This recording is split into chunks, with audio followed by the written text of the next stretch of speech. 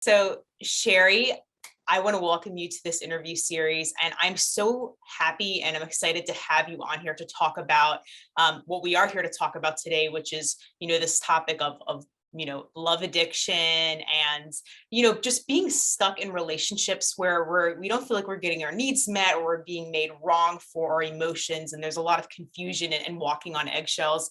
And, you're obviously a perfect fit for this topic. So, can you share with us, Sherry, who you are, what you do, and what motivates you to put out the work? Sure. Thank you for having me. Thank you for this platform and all the work that you're doing in the world. So I started out as sort of an addiction specialist. I was married to an alcoholic, and being the good codependent that I was, everything was focused on his addiction. And I had been on celebrity rehab with Dr. Drew. So I sort of became this addiction expert, but I wasn't an addict, although I was an addict in terms of being a love addict and a codependent. So after a few years of just getting tired of focusing on addiction when it really wasn't my issue, and it wasn't really what I had the personal experience, I decided, you know what, I'm going to talk about what I know personally and professionally. So that's how I got into love addiction and codependency. And everything has just been a journey, from the celebrity rehab to the addiction. And really, addiction is the same. It's just a different substance or different process addiction. And we can get into what that means. Yeah, can you talk more about that? Like how, because I'm sure a lot of viewers here are like, oh my gosh, this sounds so familiar. I feel like I'm addicted to this person or this relationship and I can't walk away because, I'll be alone and I'll be helpless. And can you talk about like what's actually going on here that we may feel addicted to a person or to abuse? So probably it's love addiction, or it could be, I really think they're all very similar. They're intertwined: codependency, love addiction, relationship addiction, romance addiction. And these are all process addictions. So when you think of like a substance, that's a substance addiction. But these are more like lifestyle addictions. They're sometimes people call them soft addictions. So it could be like food or love or codependency or binge eating or sex or exercise or internet or gaming or shopping or spending or debting. And they're all just these mood altering activities and behavior. And they create the same identical euphoric states that someone would have if they were an addict of a substance. So let's say a breakup occurs, the addict, the love addict, longs for this attachment. And a lot of times they have sort of an anxious attachment style, and they're really longing for that pleasurable feeling of that lost relationship, just like a drug user is craving their drugs. Addicts will say, substance abuse addicts will say, well, I'm always chasing that first high. Well, a love addict is always chasing that first I'm in love high. So they spend their lives looking for that same hit that they got when they first fell in love. I mean, that's my story. And I think anybody that can relate to that might be dealing with a love addiction. So the signs and symptoms of love addiction are basically over adapting to what others want. So you have no boundaries. And like you were talking about, you have this fear of being alone. You have fear of letting go. You have a fear of the unknown, like, oh my God, what'll happen if I break up? You're always trying to change others. And that's probably more on the codependency spectrum. Codependents are the same as love addicts in many ways, although you could be a codependent in your work, you could be a codependent in your volunteer activities, but you could also be a codependent and be a romance or love junkie. But you're always trying to change people, and you always need others to feel whole. Like what you said earlier, you're looking for affirmation. They're the ones that will give you your sense of self-worth. You absolutely fear abandonment, and that was my huge issue, the abandonment piece. You have withdrawal symptoms. So it's the same feeling like a drug addict. It's like, oh my God, what am I going to do? He's not here. And you go into panic. And again, this can be men or women. And then we give up who we are out of the fear we might lose someone or need their approval. So it's quite dysfunctional. And but there's hope. There's lots of hope for it. Addiction to love has been linked with reckless behavior, like the negative outcomes that affect your daily life. So even though you think alcohol can do that, so can love addiction. Yeah, it still clouds our judgment, right? Because we get clouds your judgment, right? You've heard of fatal attraction. I mean, it's just an agonizing feeling. You feel empty, you're obsessive, you're in panic, you have the sense of not knowing who you are. You only are who you are based on the relationship that you're in. The feeling you'll never find love again. Yeah. But the positive side is you have the opportunity to become whole. And withdrawing is a really great time to meet yourself, to get back and connect with yourself, connect with your authentic, precious self. And I know we talk a lot about, you have to love yourself first before you love anyone else, but it really is true. And Yeah. I find the biggest thing about love addiction is that you're avoiding yourself, and you're avoiding yourself because you don't want to be in the pain. And a lot of that pain is probably based on some kind of trauma, which we can talk about as well. But this is the time really to embrace self-love and to embrace healing, maybe getting into some trauma therapy, which again, I can talk about trauma. I think most love addicts do have a history of trauma because they're trying to recapture what they didn't get growing up. Yeah. Can You you talk know, a little bit about that? Like what what might be what might these people trying to be like trying to recapture or trying to find that maybe they never got as a child? Yeah, I was premature. I often tell people that. And so I was in an incubator, and I literally did not get held by my mother for almost 3 months. So I missed that bonding. And now being a grandmother, I see how important and precious that is. I'm very close to my grandchildren, and I see my daughter with my grandchildren, and I can see just how important and that attunement is, that bonding, that mirroring. And if you don't get that, you're going to always be looking for it outside of yourself. And it isn't just being premature. It could be a lot of different things. It could be neglect, abandonment, it could be rejection, lots of things. But it's sometimes referred to as an insecure, ambivalent children. They develop this form of attachment, usually when their parents have been inconsistent with their responses. Yeah. So at times, these parents exhibit nurturing, caring, attentive behavior, and then other times they're cold, rejecting, or emotionally detached, or they could be always emotionally detached. So as a result, the children never know what they're going to get. Often that's why love addicts attract narcissists, or they attract toxic relationships, because they attract people that are like, they do the love bombing and they're really there for you. And then all of a sudden they pull away and they discard you. And that's very similar to having an ambivalent type parent, or having an ambivalent attachment style. So they end up becoming adults who desire a lot of connection in their relationships, sometimes to the point of being really clingy, really needy. And that was my story. They're highly aware of any slight changes in a relationship, and they can be really minute. Like they can be, and when even if they're minute, they can cause a lot of anxiety. And so as a result, you focus all your energy on increasing connection with that partner instead of connecting with yourself. Yeah. And it's really, again, it starts with you. So individuals who have this attachment style need more validation, more approval than any other attachment style. And it's really an attempt to recover the losses of early childhood. So the child Yeah. receives plenty of love and nurturing, they'll feel secure. That person is likely to grow up with a good sense of themselves as a complete person. They're able to set healthy boundaries. Without this nurturing, though, a child develops poor self-esteem and insecurity. And then they become relationship addicts, or they become caregivers who have to take care of other people who are unavailable physically or emotionally, just like their parents were, Yeah. just like they were neglected or abused as a child. And some come from intact functional families, but maybe they never fit in as with their peers. So then they have, some trauma related to their adolescence, and then that can turn into love addiction or an anxious attachment style. I mean, we know that the greater the intensity of the greater intensity of their unmet needs, the stronger their addiction is going to be to relationships. They Yeah. want to receive, they want to relive their childhood, and this time they want to make it right. They want to get the nurturing they never got. And so being in a relationship sort of relieves that angst, that negative feeling they had as children. So Yeah. someone with a relationship addiction uses obsessive behavior to keep their negative feelings under control. They just don't want to feel the pain. I mean, that was my whole story. I just didn't want to feel the pain. So the same with substance abusers. They just don't want to feel the pain. So they numb out with drugs and alcohol, and we numb out with love.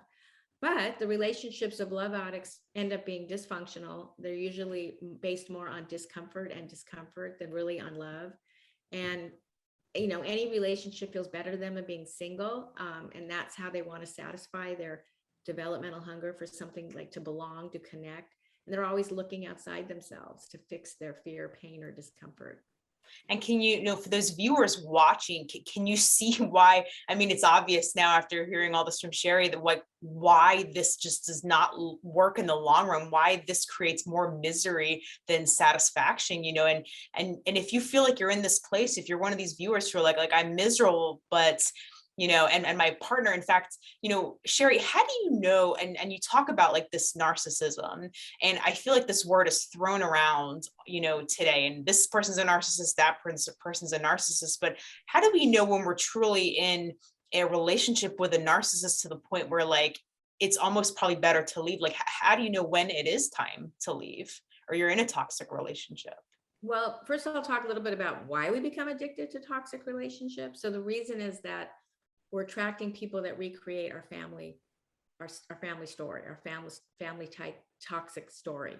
So our destiny is dictated by this real subconscious desire to somehow resolve those unresolved issues. So it's going to duplicate exactly what you grew up with. So if a parent wasn't there for you, or a father who failed to protect you, that's the kind of person you're going to meet. If your mother was emotionally distant, you're going to meet a man that's emotionally distant, or however, whether it's heterosexual or a gay relationship. So the cycle then commences when we're brought to feel those familiar painful feelings, and then we try to alleviate them by getting into another relationship. Yeah. So it all just stems from how we were raised, what our relational experience was with our parents. So the point is not our addiction to external toxic relationships, but our addiction to something that runs much deeper and is far more dangerous, our addiction to a toxic relationship with ourselves. So the relationship could have started from the very moment we were born, would have been heavily influenced by the relationship we have with our parents, and then it just continues on into our adult relationships. We get to become very familiar with toxic relationships, and then it just becomes the norm for us. It's like what we know, like we pick what we know. So how do we overcome? So we first have to start looking at every relationship that we enter into as an opportunity to heal and grow and become more self-aware. And our focus has to be from the outside in. So every relationship is manifested into our lives to mirror the relationship we have with ourselves.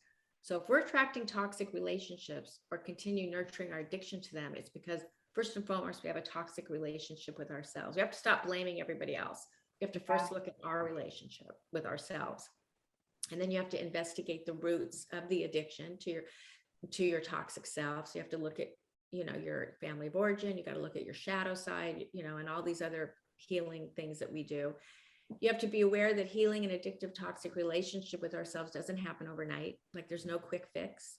That's why I do trauma therapy with my clients, because I think that you really do need to get rid of that trauma from the past in order to make room for something healthy and whole. And we have to accept and welcome the process. It's a constant work in progress. It's uncovering and resolving all that toxic childhood stuff. And then we have to build a connection with ourselves, our spiritual self, the light, not the dark within ourselves. And at the beginning, this could be a cognitive relationship, a thinking relationship, but then it becomes more emotional and becomes more spiritual. It's like finding the light inside of you and really loving yourself madly, starting with positive thinking and then words. And then further down, you can add visualizations so you can feel that love in your emotions and body, and working with someone who helps you discharge old trauma. I don't know if that answered your question, but I think I you said so much in those those last 2 minutes. For those of you listening, and I know a lot of us here, struggle with that anxiety. Yeah, there may be that anxiety when you're giving yourself that space. But what I'm hearing Sherry say is that you can keep trying all the things out here, right? You can, a lot of codependents and people pleasers, like our go-to strategy is, well, let me try to control them and manipulate my partner or my friends or my parents or whatever to get what I want. Let me raise my voice. Let me scream. Let me jump up and down. Let me slam the door. And it's all these if I just put on a big enough of a show, I'm going to get them to finally get my needs met.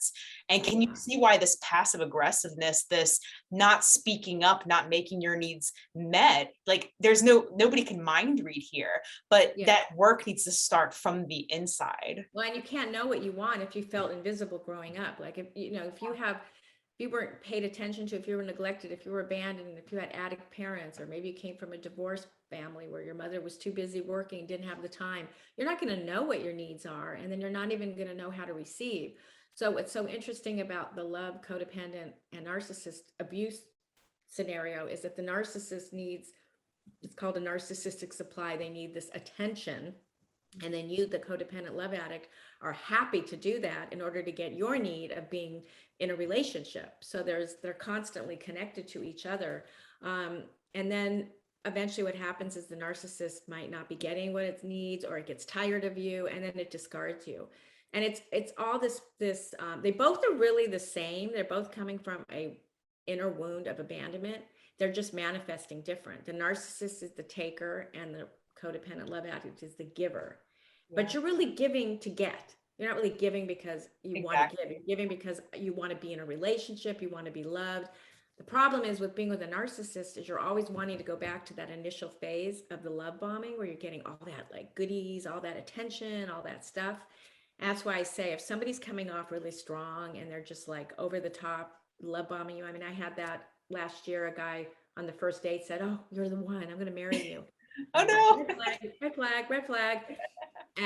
We got to listen to those red flags. We don't always want to because it feels so good. Because if you are a love addict and you're depending on attention from the outside, then when someone does that, you're going to feel like, oh, finally. It's like the alcohol who had that first drink. It's like, oh, this is it. So somebody tells you how beautiful you are. I mean, I think of my mother, who my dad died. They've been together almost 60 years, and she met a con man, narcissist, psychopath or sociopath. And he just had to tell her how beautiful she was. And then before you knew it, he was living with her and living off her and abusing her and discarding her. Well, actually, we were able to do an intervention and remove him from the house because he was just horrible. But she was so, and it was really sad because my mother had the beginnings of dementia. So we were dealing with my mother, who was codependent, love addicted, grieving, and dementia. So that was like the perfect storm for this predator to come in. And I share that story because it can happen to us at any age. I mean, I've been in relationships. I was in a relationship with someone that like wanted me to like pay for our traveling, pay for our all the dinners, and that's okay if that works for you. But I'm looking, in my particular case, I want a partnership. I'm not looking to take care of anybody. So if it works for you, great. But you got to figure out, what is that person's motive? Why are they being so nice to you? Why are they cooking for you? Why are they doing all these wonderful things? Well, they probably want something, I mean, they might be genuine, but you'll only know that if they don't want to take from you. So Yeah. it's a very tricky thing. Yeah, like how, for someone who's in this position and they're questioning, maybe like, gosh, should I even be in this relationship? Like I certainly feel like I'm giving, giving, giving, and then I don't know if I'm going to get that reciprocation. It sort of feels like it's very fleeting, and I have to maybe beg to get my needs met, or maybe I'm walking on eggshells. And it's like there's this elephant in the room and nobody's talking about it. How can we start to move that? And I love how you, in your videos, you talk about this fantasy mode. We sort of live in this fantasy, or one day it'll be like this. It used to be like this. And so, it can go back to that. And it's like, we're not even present anymore. And so Sherry, can you talk a little bit about like, how can we start to move this authority back inside of ourselves rather than just kind of leaving it out there up to the Yeah, well, you're what you're talking about. If I've done some videos on this illusion of love, this idea of who you want someone to be instead of who they really are. And then you live in complete denial, just like the alcoholic lives in denial that I'm not an alcoholic, the love addict lives in denial that they have a problem or they're with a bad person, because if they accept that this person is dysfunctional, then they'll have to give up the goodies. And if you're a love addict and you have no self-esteem, then you're going to do whatever it takes to hold on to this thing, no matter how bad it is. We all have an internal voice. We all have a, what do you call it? A GPS system. We all have intuition. I write in my book, I have a book called Love Smacked, which is about my story. And it also is a book all about healing from love addiction. And every time I got into a marriage or a relationship, I knew what was going on. I just didn't want to know. You can't unknow what you know. The problem with love addicts or having a low self-esteem or not having a relationship with yourself is you don't want to know, but you ignore the knowing. And then I got to tell you, there's an old saying, if there is pain, there will be gain. You have to walk through the pain. And even if it hurts, and even if you have to be, quote, alone, the bottom line is we're not ever alone. I mean, if if you're a being in a spiritual universe, not to sound too woo-woo, but we have a connection to a divine, perfectly designed world. We have a connection to our own heart center. We don't have to rely on somebody else. Is it nice to be in love? Sure. Is it nice to be in a healthy relationship? Yes. But you have the intuition, when something isn't right, and you have to listen to it because it will only get worse. Yeah. I love that. Just being focused right on the present moment, like, right now, and this is something as a hypnotist that I also teach my clients is that, I hear a lot of, well, we'll see how it goes, or I'll know when this, or let's see what happens later. It's like, well, no, tune in, like check in. It's like your gut reaction or your instinctive reaction or your whatever, that first impression that comes up for you, you already know whether things are off or they're in alignment. Yeah, I mean, our bodies don't lie. I think there's a book called that. And I'm a somatic experiencing practitioner. So I help people discharge energy in their body so they become mindful of where the energy is, and then they learn how to discharge it. And that's a great way to start the work, or even working with someone like yourself, because I think it is a body thing that we have to begin to feel, hear our bodies. For me, I'll get just anxiety over the top when something's not right. It'll just like click in right away. And I think we all have that GPS system. You just have to listen to it. Yeah. How can we start to listen to it? Like, is there a practice? Is there something you give your clients? Because I know this, for some viewers watching this may sound kind of abstract, like listen to your body or be in your body. Like, what does it actually mean? I know it's like, it's simple, but for some viewers, they may be like, well, what? Well, there are grounding techniques. It's grounding with the floor, noticing where you're sitting in the moment, what is your back leaning against the chair, resourcing yourself, looking around your environment, noticing sights, sounds, smells, and tastes, and just sit with yourself for a moment and just see what is showing up. Oh, wow, my back is tight, or I have like anxiety in my chest or in my gut, or it's just like you said, being in that present moment. And great ways to do that are mindfulness, meditation, the somatic work that I do. I mean, that's where it begins, really. It's just, and to do it again, it could also be other things too. You could do a tapping exercise with yourself. There's EMDR, there's all kinds of healing modalities, but to really know if something isn't right, it's about being in your body and however you get there. Mm-hmm. Yep. And for those viewers watching, like, this is how you can start to practice this now.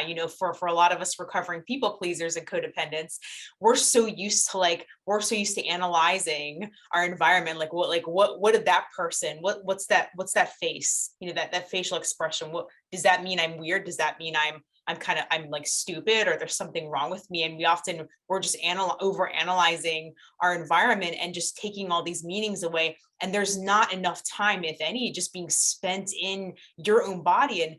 And one thing I teach my clients to do is like, well, what do you like?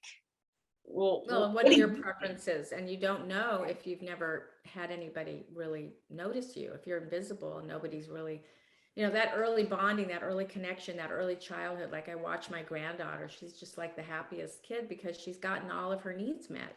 She doesn't question it. She's not second guessing herself. She's not waiting for the shoe to drop. I mean, but not everybody got that. And by the way, I just want to say this too. You can end up in a toxic relationship and have a great childhood. I know I focused a lot on a toxic childhood or a negative childhood or a dysfunctional childhood, but sometimes you can just be a really empathic person, a loving person, a compassionate person, a loyal person, a kind person. And then you end up meeting, these predators. So just don't think you have to have like this horrible childhood. You can be someone that actually has a certain type of personality that will actually, gravitate to that kind of person because they know what they're doing. They know how to manipulate you. Exactly. Yeah. I'm so glad you said that, Sherry, because I know that's something I tell clients all the time is like any healthy person can be manipulated too. Yeah. I think that, that I have a whole great recording on that in my podcast. I have a podcast called The Love Fix if people want to know more about these topics. It's called The Love Fix on iTunes and Spotify. And we've had guests where we talk about that, where we talk about how it isn't always just having a dysfunctional childhood. You just are a good person and you ended up connecting to a really bad person. Yeah, like I like to tell people, it's all hypnosis. Yeah, And right, exactly. that's what, predators are really good at, is that sort of like hypnotizing, pulling you in, being very sort of like maneuvering in ways that create that get your focus and attention. And that's all hypnosis is like whatever has your focus and attention. And what I love about this entire summit and the series is that what you're learning, what you get to take away, is that you get to turn this off. You can turn all of this around. You can step into your own inner authority, and you can start deciding what is in alignment or not. We have choices, Yeah. people, I have clients that constantly, they could, I don't mean to say whine, but they'll be whining about the same thing for years. And first of all, I won't even work with clients like that if they don't eventually kind of Yeah. wake up, because I just can't help them. And it's because they don't want the help. They don't want to make different choices. This is, to sit, and I'm not saying I'm not a compassionate therapist or coach. I mean, I'm very compassionate, but you have the choice to change your story. You get to change your story, and only you can do it. No guru out there can do it for you. Yep. Yeah. Is everyone listening? You can whine. This is totally an option for you. And notice, if you're doing that, you're not healing. You're not. Well, you're just getting addicted to another thing. Like Yeah. there's a word called spiritual bypass. It's where we get addicted to the next best thing. So, it's important to really know who you're working with, work with somebody that really is qualified, like you're qualified as a hypnotherapist. I'm a licensed therapist.